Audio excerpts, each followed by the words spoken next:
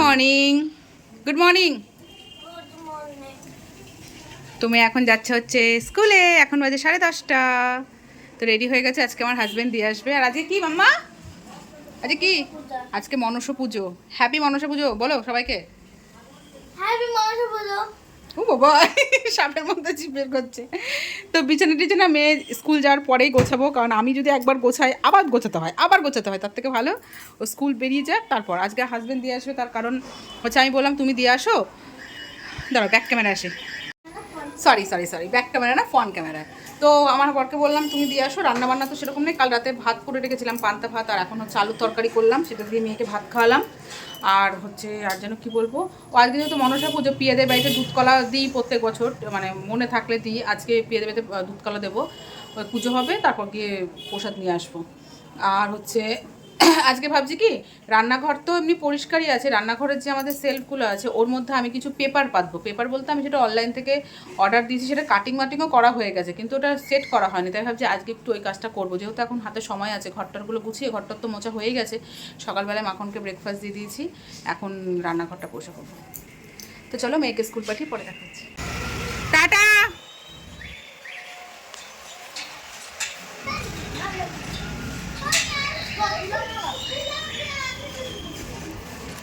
ওয়েদারটা বেশ ভালোই ছিল, আবার মেঘ করলো।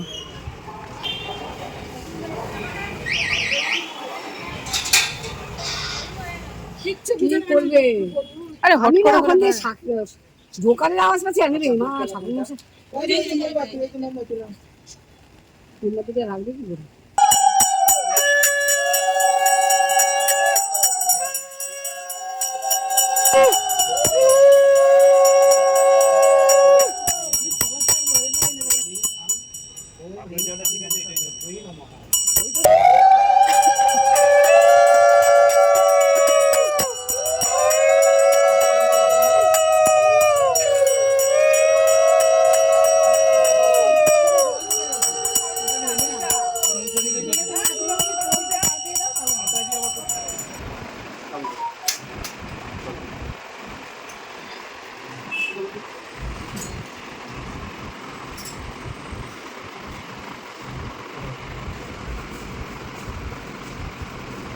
এখন বেজে গেল বন্ধুরা 1:06। কি ভাবলাম আর আমার কি হলো, আজকে ভাবলাম যে আমি রান্নাঘরের ওইগুলো ঠিক করব, কিন্তু 1:06 বেজে গেল।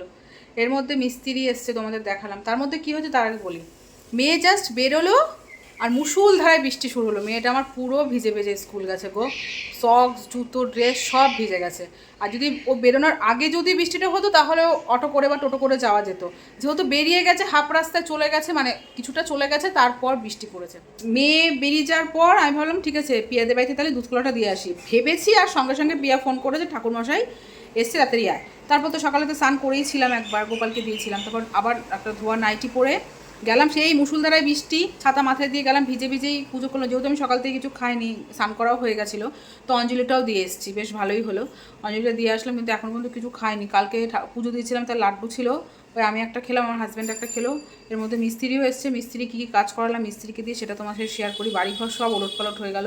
সকালে একবার ঘরটার মুছেছি, আবার আমাকে ঝাড়টার দিয়ে ঘরটার মুছতে হবে, সব ধুলো বালি হয়ে গেল। কী কাজ ভগবান। এর মধ্যে ঘরে সেরকম সবজি টবজি কিচ্ছু ছিল না, সবজি টবজি সব কেনা আনা হলো। আমার বড় নিয়ে আসলো কী কী এনেছে, চলো তোমার দেখাকে, বাড়ি ঘরের অবস্থা দেখা তোমায় দেখাই। এই যে এই ঘড়িটা আমার ভীষণ একটা ইচ্ছে ছিল এই ঘড়ি লাগানোর, তো এই ঘড়িটা অনলাইন থেকে আমরা কিনেছিলাম, তো সেই ঘড়িটা লাগানো হলো। দু সাইডেই আছে, এই যে দুদিক থেকে দেখতে পারবো। এই ঘড়িটা লাগানো হলো, তারপর দেখো সব ধুলো ধুলো সব। তারপর এই যে কিরিংটা লাগানো হলো, এখানে কিরিং লাগানো হয়েছে, সুন্দর লাগছে না কিরিংটা? চাবিগুলো ঝোলাবো এবার। আবার কালকে না পরশুদিন, তারপরের দিন আবার মিস্ত্রি কাজ করবে এই জায়গাটা। কি বলো তো, আমাদের ফোল্ডিং দরজাটা লেগে লেগে না এখানে চলটা উঠে যাচ্ছে, এখানে সব দিচ্ছি তো সব উঠে যাচ্ছে, তো এখানে কিছু কাজ হবে। আর বাথরুমের আয়না ছিল না, বাথরুমের আয়নাটা লাগানো হলো। আর লাগানো হলো এই বেডরুমের হচ্ছে এই যে এটা তো অনলাইন থেকে কিনেছিলাম, আর এই যে এটা লাগানো হলো। এটার মধ্যে কী বলো তো, ঘর মোছার যে হ্যান্ডেলগুলো আরও অনেক কিছু আছে, ওগুলো সব এদিক ওদিক ছড়িয়ে ছিটিয়ে আছে, দড়ি দিয়ে ঝুলছে। তাই এটা অনলাইন থেকে অর্ডার দিয়েছিলাম, তো এটা ওরা সেট করে দিয়ে গেল। এখন দরজার সাইডেই থাকবে, কোনো সমস্যা হবে না। আর হচ্ছে আমাদের ক্যামেরাটা সেট করা হলো, এতদিন ক্যামেরাটা লাগানো হয়েছিল না, আজকে ক্যামেরাটা লাগিয়ে দিল। তারপর যে কি বলে বজরংবলী ছবিটা টাঙানো, মুখটা দেখা যাচ্ছিল না, গ্রিলের পুরো মিডিলে মুখটা পড়ে গেছিলো, সেটা একটু একটা হুক লাগিয়ে ওটা ওপর দিকে তুলে দিলাম। এই টুকটাক কাজগুলোর জন্যই ডাকা হয়েছিল। তো ব্যাস এবার আমার কাজ বাড়িয়ে দিয়ে চলে গেছে, এবার আমাকে সমস্ত কাজ বাজ কমপ্লিট করতে। এখন আবার কি সুন্দর রোদ উঠেছে।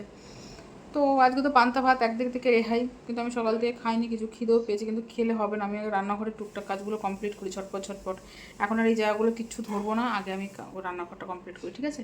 তো চলো, তোমার সাথে কিছু শেয়ার করবো না, করে তারপর দেখাবো। Bye bye. 25, তো আমার এখনও সংসারের কাজ বাজ কমপ্লিট করতে পারিনি। যেমন দেখেছো ঘরবাড়ি তেমনই পড়ে আছে, বিছানাও ঠিকঠাক করতে পারিনি।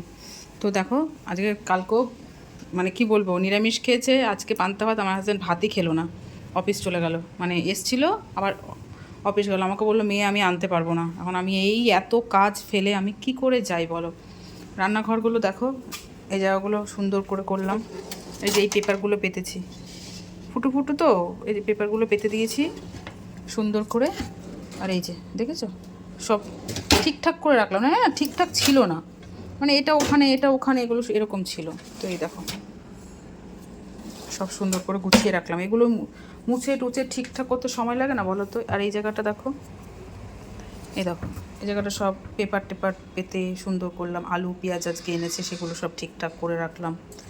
তো এখন এইটা বাকি, এখন এইটা বাকি, এই যে এইটা বাকি। এগুলো সব কি করব কিচ্ছু বুঝতে পারছি না, সমস্ত কিছু এলোঝেলো, সমস্ত কিছু। আজকে পুজোটাও দিতে একবারে স্নান টান করে সন্ধেই হবে, কিছু করার নেই। তো মিস্ত্রিটা যদি না আসতো তাহলে আমার এতক্ষণ সমস্ত কাজবাজ হয়ে যেত, মিস্ত্রির জন্যই আমার সমস্ত দেরি। তো এখন যাবো, আমাকে যেতে হবে, রেডি হয়ে যাই, রেডি হয়ে মেয়েকে নিয়ে এসে তারপর বাদবাকি কাজগুলো কমপ্লিট করি। এখন বাজে হচ্ছে 8:30টার বেশি। তো বন্ধুরা এই জাস্ট আমার কাজ কমপ্লিট হলো, আমি এখন যাব হচ্ছে স্নান করতে। মেয়ে দুপুরে স্কুল থেকে আসার পর ও গা হাত পায়ে মানে খাওয়া দাওয়ার পরে কি করব, আমার এত খারাপ লাগছে যে ঠাকুরগুলো কেমনভাবে যেন মুখ শুকিয়ে বসে আছে, এরকমভাবে মনে হচ্ছিল। তা মেয়ে করলাম বাবা হাত পা ধুয়ে গঙ্গা জল ছিটিয়ে ঠাকুর পুজো দিয়ে দে, সন্ধে দিয়ে দে।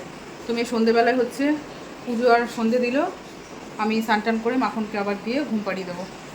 তো এই দেখো সমস্ত কিছু এখন পরিষ্কার।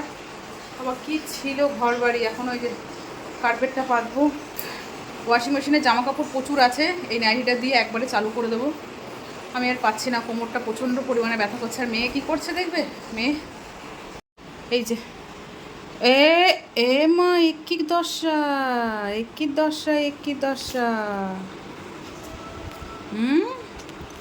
কি হলো পড়ো, কালকে স্যার পরীক্ষা নেবে তো, তাড়াতাড়ি পড়াশোনা করো।